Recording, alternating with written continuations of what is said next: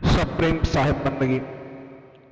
सदगुरु कबीर साहब के चरणों में चरण बंदगी, महंत राम दहीदास साहब के चरणों में चरण बंदगी, महंत धीरज दास साहब के चरणों में शरण बंदगी। नेवादा पावन धाम आश्रम की जय। सदगुरु कबीर साहब के कोटि कोटि घड़ी घड़ी बार बार प्रणाम और उनको नमन। सदगुरु कबीर साहब ने जो अलग आज पूरे दुनिया को जगाई पाखंडवाद और रूढ़िवाद के खिलाफ। आज बहुत सारे कबीरपंथी भी इस पितृपक्ष में उस मोह जंजाल में फंसे हुए हैं, क्योंकि वह भी उन पाखंडवादियों के साथ सम्मिलित हो गए हैं जिनका विरोध सदा सदगुरु कबीर साहब करते रहे। सदगुरु कबीर साहब ने पाखंडवाद के खिलाफ पूर्णतः ही इस पर बोला है और कड़े शब्दों में निंदा किया है। उन्होंने ना तो किसी जाति ना तो किसी धर्म विशेष के लिए बोला है, बल्कि मानव धर्म कल्याण के लिए सदा ही अपने शब्दों का प्रयोग किया और शब्द के बाण से लोगों पर उनके मन को छेद अंदर तक वह शब्द पहुंच सके ऐसे शब्दों का प्रयोग किया। आज पाखंडवाद की इतनी प्रकाष्ठा बढ़ गई है कि पूरे 15 दिन कोई गरीब हो या अमीर हो, उनके घर अच्छे से अच्छे पंडित भोजन करने के लिए आते हैं और उनके द्वारा तमाम ऐसे विधाएं बताई जाती है कि इस 15 दिन आप हमें या ब्राह्मणों को भोजन खिलाएंगे तो आपके पितरों का और आपके पितरों जो भटक रहे हैं उनके आत्मा को शांति मिलेगी। बंधुओं, आप विचार करिए, जो व्यक्ति, जो इंसान, जो पशु, जो मनुष्य, जिसका शरीर, जिसकी आत्मा वर्षों वर्षों भूखी रही हो, वह 15 दिन में उसकी आत्मा क्या तृप्त हो जाएगी? अगर उनके बताए हुए ही बातों पर अमल किया जाए, उनकी बातों पर विश्वास किया जाए, तो क्या यह बातें सही हैं? क्योंकि वह बताते हैं कि तुम्हारे पूर्वज जो भूखे प्यासे इधर उधर टहल रहे थे, आत्मा उनकी बनकर वहां धरती लोक पर इस 15 दिन में आपके साथ रहेंगे और उनको अच्छे अच्छे पकवान और दान दक्षिणा करोगे तो उनकी आत्मा को शांति मिलेगी। चलो ठीक है, एक बार आपने कर दिया तो क्या हर साल आपको करना पड़ता है? क्यों? आखिर क्यों? भाई एक बार आपने कर दिया तो उनकी आत्मा तृप्त हो गई तो उनको तो मुक्ति मिल जाना चाहिए। क्या कभी ऐसा किसी ने पूछा उन महाज्ञानी पंडितों से, उन पाखंडवादियों से कि क्या उनके जो अपने पिता और अपने माता या अपने पूर्वजों के लिए आप श्राद्ध करते हैं, पितृपक्ष का आप उनको प्रसादी ग्रहण कराते हैं पंडितों को, तो क्या उनके द्वारा ग्रहण किए गए भोजन या तमाम मेवा मिष्ठानों का उन आपके पितरों के शरीर में गया? उनका पेट भरा या नहीं भरा? क्या आपको उनके दर्शन हुए? क्या आपको आपके पितरों ने बताया कि उनका पेट भर गया? क्या आपके पितरों ने आपको बिल्कुल आशीर्वाद दिया कि अब बेटा मेरी आत्मा अब नहीं भटकेगी, मेरी आत्मा को अब शांति मिल गई? ऐसा कोई जवाब किसी को नहीं मिलता है। लेकिन आज जिस तरीके से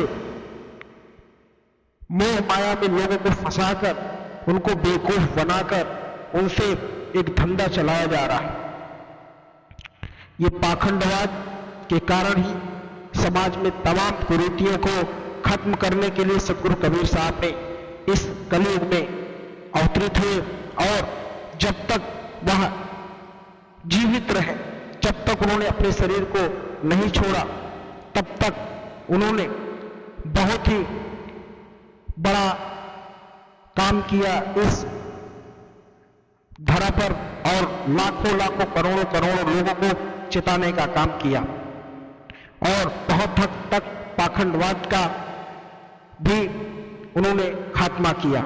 वह किसी से न डरते थे, न किसी की बातों से कभी किसी का विरोध करते थे, न किसी से झगड़ा होता था। वह ऐसे संत थे, ऐसे महापुरुष थे जिनकी वाणियों में इतनी तेज होती थी कि अच्छे अच्छे पंडित, अच्छे अच्छे ज्ञानी उनके शब्दों के आगे नतमस्तक हो जाते थे। आप जरा सोचिए, सतगुरु कबीर साहब के बारे में एक बार कहा जाता है कि पितृपक्ष का ही समय होता है और रामानंद जी अपने पुत्रों को दान और पिंडदान और उनको भोजन ग्रहण कराने के लिए, प्रसादी ग्रहण कराने के लिए तैयारी करते हैं, तो संयोगवश उनके पास दूध नहीं होता। तो वह कहते हैं सतगुरु कबीर साहब से, क्योंकि रामानंद जी को सतगुरु कबीर साहब ने अपना गुरु माना था। क्योंकि गुरु मानने का तात्पर्य यह था कि इस बारे में हम आपको किसी और वीडियो के साथ बताएंगे। सतगुरु कबीर साहब ने गुरु क्यों किया था, रामानंद जी को ही क्यों गुरु चुना, यह सब दूसरे वीडियो में हम आपको डिटेल रूप से बताएंगे। अभी इस प्रसंग पे हम आपको बता रहे हैं कि सतगुरु कबीर साहब के द्वारा किस प्रकार से दूध लाया जाता है या नहीं लाया जाता। तो रामानंद जी कहते हैं कबीर जी से, जाओ तुम दूध लेकर आओ कबीर, क्योंकि मुझे अपने पुत्रों को प्रसादी चढ़ाना है, उनको मोक्ष के द्वार पे ले जाना है, उनकी आत्मा यहां ताकि भटके ना। सदगुरु कबीर साहब कहते हैं, जी गुरु जी, आप जैसा आपकी आज्ञा का पालन करना मेरा धर्म है।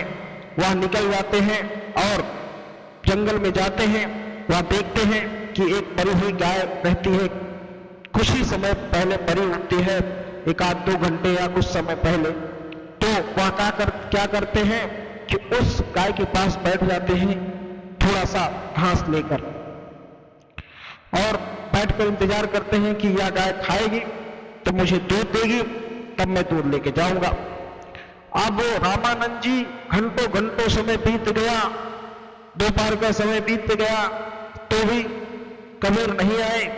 तो वह अपने शिष्य को भेजते हैं, तो वह शिष्य जाता है, तो वह कहता है, कबीर के बारे में सारी कथा बताता है कि कबीर तो पागल हो गया है, एक मरी हुई गाय के पास बैठकर वह कह रहा है जब तक यह गाय की दूध नहीं दे गई तब तक मैं जाऊंगा नहीं, गुरुजी से बता देना, गुरुजी ने कहा है दूध लाने के लिए। रामानंद जी चकित होते हैं, भागे भागे वह आते हैं और कबीर से कहते हैं, अरे मूर्ख, जो गाय मर गई है वह भोजन कैसे ग्रहण करेगी, वह दूध तुम्हें कैसे देगी। तो सतगुरु कबीर साहब अपने व्यंग भरे बातों में रामानंद जी से कहते हैं, गुरुवर, जब ये कुछ ही पलों से मरी हुई गाय घास नहीं खा सकती, दूध नहीं दे सकती, तो क्या आपके पूर्वज या भोजन ग्रहण कर सकते हैं। इस पर रामानंद जी के पास कोई भी उत्तर नहीं था और रामानंद जी सिर को नीचे कर खड़े हो जाते हैं, पूछते हैं, गुरुवर, क्या आप बताइए, मैं सत्य बोल रहा हूं या असत्य बोल रहा हूं। लेकिन सदगुरु कबीर साहब की वाणी का उत्तर नहीं दे पाते रामानंद जी, और निरुत्तर होकर वह वापस चले जाते हैं।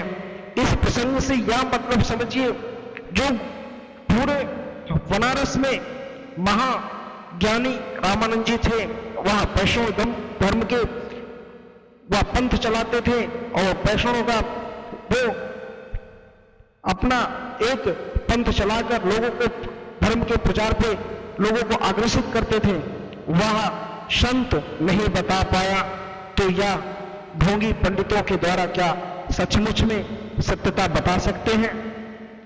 सदगुरु कबीर साहब एकमात्र ऐसे पार ब्रह्म परमेश्वर हैं जिन्होंने पाखंडवाद और इसके खिलाफ बहुत ही ढंग से लोगों को समझाया। इसलिए सदगुरु कबीर साहब ने एक शब्दों में और कहा है कि पाथर पूजे हर मिले तो मैं पूजू पहाड़, घर की चकिया काहू न पूजे, जिनका पीसा खाए। सदगुरु कबीर साहब ने बहुत ही सटीक शब्दों में कहा कि अगर एक छोटी सी पत्थर की मूर्ति से पूजने से अगर हरि का दर्शन हो जाता है, ईश्वर की प्राप्ति हो जाती है, तो मैं पूरा पहाड़ ही ना पूज लूं जिसके मूर्ति बनती है। और घर की चकिया, जो घर की चकिया उसमें पाटे होते हैं उसमें भी पत्थर लगे रहते हैं, जिसका वो पीसा हुआ खाता है। इस समय तो चक्की में आटे जाते हैं लेकिन उसमें भी चकिया रखी रहती है, पीसा उसी का खाते हैं। लोखंड का चकिया नहीं होती, पत्थर की ही होती है। तो क्या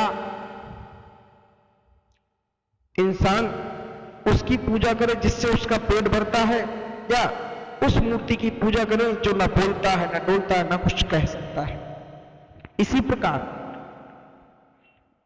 आज पूरे इस पखवाड़े में 15 दिन पूर्णता जिस प्रकार से लोगों को भ्रमित करके, उनको लूट खसूट कर, उनको उल्लू बनाकर उनके दिमाग में बिठाया जाता है कि तुम्हारे ऊपर पुत्र दोष, तुम्हारे ऊपर ऐसा दोष, तुम्हारे ऊपर वैसा दोष, ऐसे करके लूटने का काम करते हैं।